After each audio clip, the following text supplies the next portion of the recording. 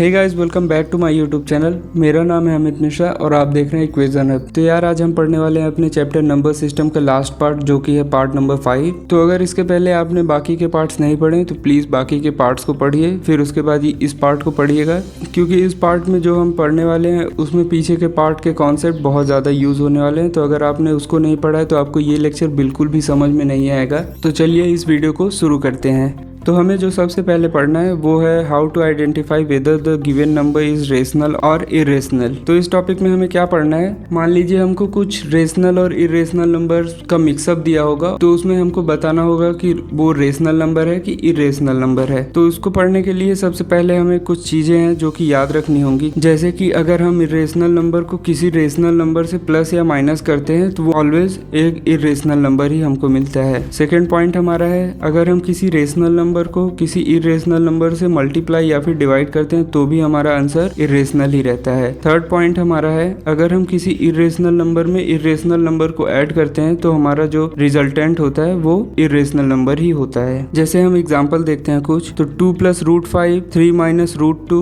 √2 + √5, ये सब हमारे जो हैं वो सारे के सारे इरेशनल नंबर्स हैं। तो इसमें √5 और √2 इरेशनल नंबर्स हैं, और ये इरेशनल नंबर कैसे हैं ये मैंने पिछले पार्ट्स में बताए हैं। तो आप पिछला पार्ट देखेंगे तो आपको क्लियर हो जाएगा कि आखिरकार √5 और √2 हमारा कैसे एक इरेशनल नंबर है। कुछ और केस है जिसमें हम देख के बता सकते हैं कि हमारा नंबर इरेशनल नंबर है कि रेशनल नंबर है। तो उसमें केस नंबर 1 है कि जब किसी इरेशनल नंबर को किसी इरेशनल नंबर से हम डिवाइड करते हैं तो उसका रिजल्ट क्या आता है। इसमें हमारे पास 2 रिजल्ट आता है। रिजल्ट नंबर 1 कहता है कि जो हमारा आंसर होगा वो रेशनल होगा, कब, जब इरेशनल वैल्यू सेम होगी। जैसे कि यहाँ पे एग्जांपल देख सकते हैं 2√5/√5। यहाँ पे √5 और √5 दोनों सेम डोमेन के हमारे इरेशनल नंबर है, तो इसीलिए ये एक रेशनल नंबर है। यहाँ से हम √5 को कैंसिल कर सकते हैं, तो यहाँ से हमारा वैल्यू 2 बचेगा। नेक्स्ट एग्जांपल में देखते हैं, यहाँ पे 2√5/5√5 है, तो यहाँ से हम √5 को कैंसिल कर सकते हैं, तो यहाँ से हमारे पास 2/5 बचेगा जो कि एक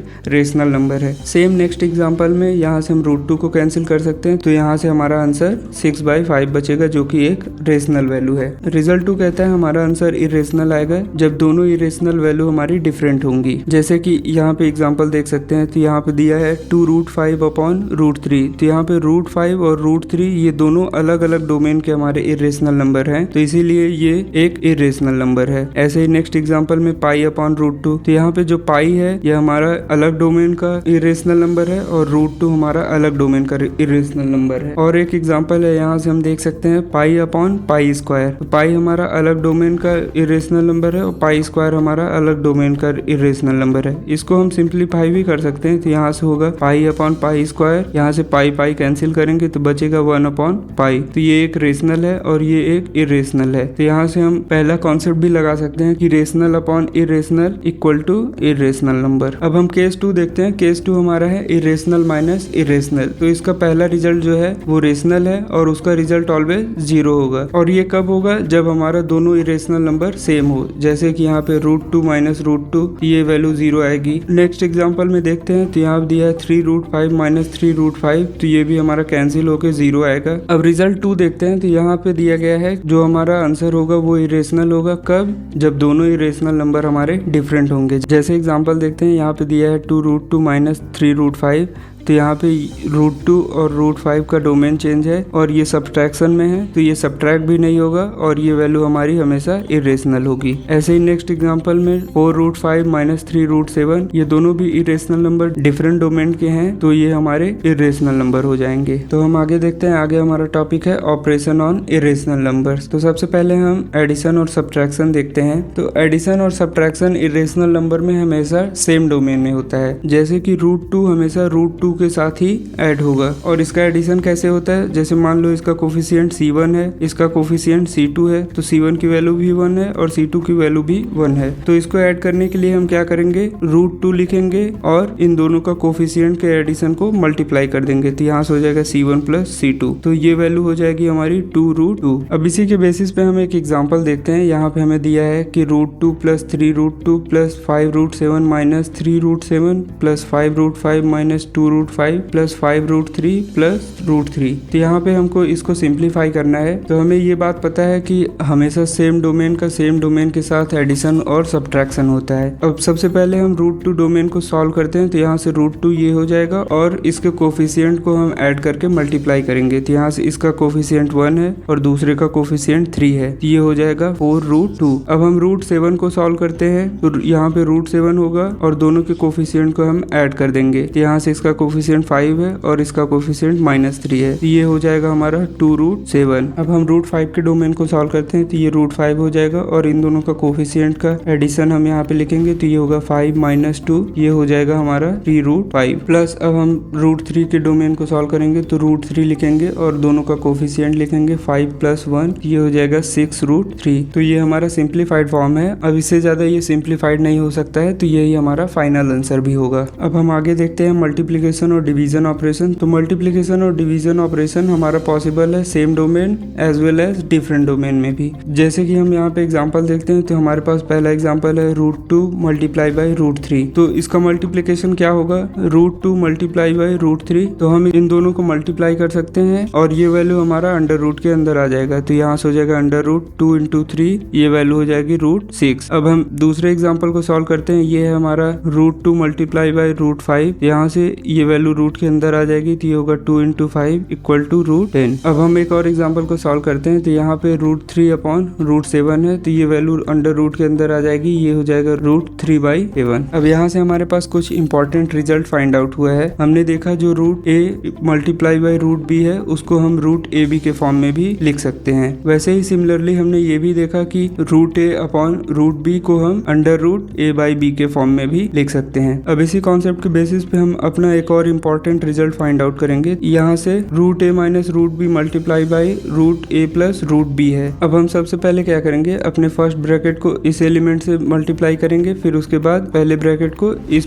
एलिमेंट से मल्टीप्लाई करेंगे। तो पहला हमारा हो जाएगा √a - √b multiply by √a plus √a - √b multiply by √b। तो यहाँ से √a × √a हो जाएगा हमारा a माइनस √b × √a हो जाएगा हमारा √ab plus √a multiply by √b हमारा हो जाएगा √ab माइनस √b × √b हो जाएगा हमारा b। तो यहाँ से हमारे पास फाइंड आउट हो जाएगा a - b, जो कि बहुत ही इंपॉर्टेंट रिजल्ट है और ये रिजल्ट हमें आगे के क्लासेस में और बहुत सारे क्वेश्चन को सॉल्व करने में मदद करता है। अब इसी ऑपरेशन के बेसिस पे हम एक क्वेश्चन सॉल्व करते हैं। इस क्वेश्चन में हमको गिवन है कि हमको इस ब्रैकेट को इस ब्रैकेट से मल्टीप्लाई करना है। तो इसके लिए क्या करेंगे, हम सबसे पहले अपने फर्स्ट ब्रैकेट को सेकंड ब्रैकेट के फर्स्ट एलिमेंट से मल्टीप्लाई करेंगे। तो ये होगा 5 + √7 multiply by 2 plus 5 + √7 multiply by √5। ये हो जाएगा हमारा 10 + 2√7 प्लस 5√5 प्लस √35। तो इसमें हमने क्या किया, सबसे पहले 2 को 5 से मल्टीप्लाई किया, फिर 2 को √7 से मल्टीप्लाई किया, फिर उसके बाद √5 को 5 से मल्टीप्लाई किया और √5 को √7 से मल्टीप्लाई किया। तो यहाँ से हमको ये रिजल्ट फाइंड आउट हुआ जो कि हमारा फाइनल आंसर है। अब हम आगे देखते हैं कि हमारा रेशनलाइजेशन क्या होता है। तो रेशनलाइजेशन एक इंपॉर्टेंट कॉन्सेप्ट है जो कि कहता है अगर कोई भी रूट की वैल्यू हमारा न्यूमरेटर या फिर डिनोमिनेटर में है और उसे हमें न्यूमरेटर या फिर डिनोमिनेटर में ट्रांसफर करना है तो हमें रेशनलाइजेशन मेथड का यूज करना चाहिए। तो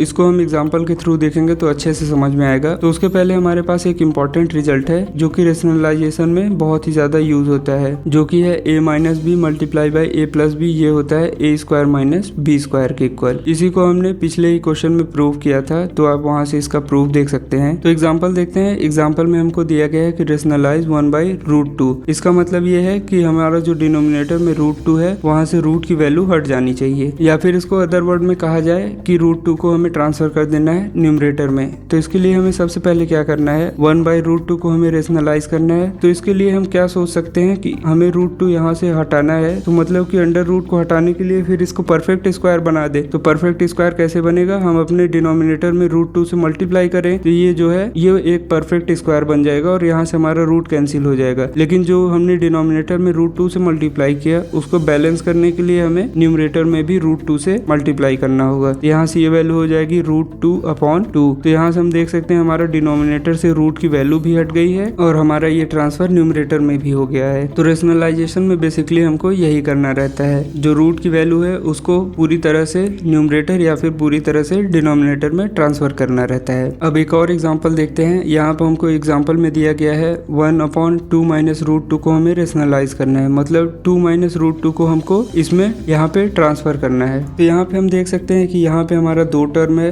2 टर्म आ गया है। तो यहाँ पे हम अपना a square minus B square वाला कॉन्सेप्ट यूज कर सकते हैं, जो कि कहता है a minus B multiply by a plus B equal to a square minus B square. तो यहाँ से इसको सॉल्व करते हैं। तो हमारे पास क्वेश्चन में क्या है 1/2 माइनस रूट 3। तो हमें इसको ऊपर ट्रांसफर करना है। तो हमें इस फॉर्म में बनाने के लिए हमारे पास a माइनस बी है लेकिन a प्लस बी नहीं है। तो यहाँ पे हम क्या करेंगे a प्लस बी से मल्टीप्लाई कर देंगे। तो यहाँ पे a की वैल्यू है 2 और b की वैल्यू है रूट 3। अब इसको बैलेंस करने के लिए हमें न्यूमरेटर में भी 2 प्लस रूट 3 से मल्टीप्लाई करना होगा। तो ऊपर हो जाएगा हमारा 2 प्लस रूट 3 और ये यहाँ से बन जाएगा a स्क्वायर की जगह पे 2 का स्क्वायर माइनस और b स्क्वायर की जगह पे रूट 3 का स्क्वायर। तो यहाँ से ये हो जाएगा 2 प्लस रूट 3 अपॉन 4 माइनस 3, ये वैल्यू हो जाएगी 2 प्लस रूट 3 के इक्वल। तो ऐसे ही हमें रेशनलाइजेशन करना रहता है। अगर यहाँ पे ये वैल्यू प्लस होती तो हम यहाँ पे 2 माइनस रूट 3 से मल्टीप्लाई ऊपर नीचे करते और यहाँ पे माइनस था तो हमने इसको प्लस से मल्टीप्लाई और डिवाइड किया था। तो हमारा नेक्स्ट है एक्सपोनेंट रूल। इसको पढ़ने के पहले हमें कुछ नोटेशंस को जानना पड़ेगा। तो जैसे मान लीजिए यहाँ पे लिखा है a का पावर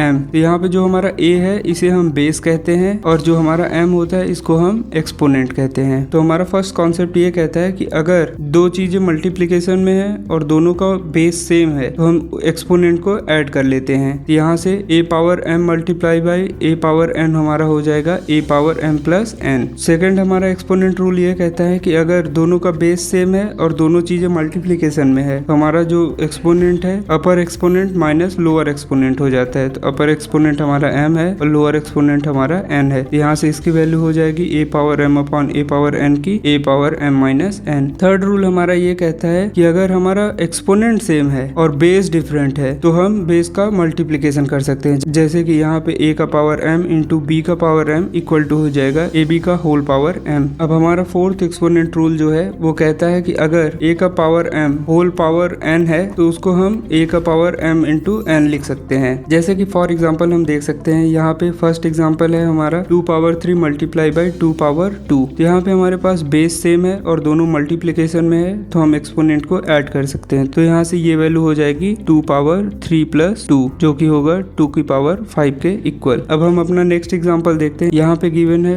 2 का पावर 5 मल्टीप्लाई बाई 3 का पावर 5। दो चीजें मल्टीप्लीकेशन में है और दोनों का एक्सपोनेंट सेम है तो हम अपने बेस का मल्टीप्लीकेशन कर लेंगे। तो यहाँ से हो जाएगा 2 इंटू 3 का पावर 5, ये होगा 6 का पावर 5। अब थर्ड क्वेश्चन में हम देखते हैं तो यहाँ पे दिया है 3 का पावर 4 अपॉन 3 का पावर 2। तो यहाँ से देखेंगे कि हमारा बेस सेम है और दोनों डिवीजन में है तो यहाँ से हमारा जो एक्सपोनेंट है उसका सब्ट्रैक्शन हो जाएगा। तो यहाँ से होगा 3 पावर अपर एक्सपोनेंट माइनस लोअर एक्सपोनेंट, यहाँ से ये वैल्यू हो जाएगी 3 का स्क्वायर। तो यहाँ से हम अपना फोर्थ एग्जांपल देखते हैं। यहाँ पे गिवन है 3 का स्क्वायर का होल पावर 5। तो यहाँ से हम अपने पावर को मल्टीप्लाई कर सकते हैं। ये हो जाएगा हमारा 3 का पावर 2 इंटू 5, ये हो जाएगा 3 पावर 10। अब हम नेक्स्ट एग्जांपल अपना देखते हैं। यहाँ पे गिवन है 4 का पावर 2 मल्टीप्लाई बाई 2 का पावर 3। इन दोनों में ना तो बेस सेम है और ना ही एक्सपोनेंट सेम है, बट यहाँ पे हम देख सकते हैं कि हम अपने 4 को 2 का स्क्वायर लिख सकते हैं। तो ये हो जाएगा 2 का स्क्वायर पावर 2 मल्टीप्लाई बाई 2 का पावर 3। यहाँ से ये दोनों पावर जो है मल्टीप्लाई हो जाएगा तो ये होगा 2 इंटू 2 का पावर 2, ये हो जाएगा 2 का पावर 4 मल्टीप्लाई बाई 2 का पावर 3। अब ये हमारा दोनों बेस सेम है तो हमारा पावर ऐड हो जाएगा, ये होगा 2 का पावर 4 प्लस 3 इक्वल टू 2 का पावर 7। ये चैप्टर हमारा यहीं पे एंड होता है। आगे के वीडियोस में हम इसका एक्सरसाइज सोल्यूशन भी लेके आएंगे। तब तक के लिए अगर इस वीडियो में आपका कोई भी डाउट है तो आप उसको कमेंट करिएगा और अगर आपको ये कॉन्सेप्ट अच्छा लगा तो वीडियो को लाइक करके चैनल को सब्सक्राइब करना ना भूलें। Thank you so much.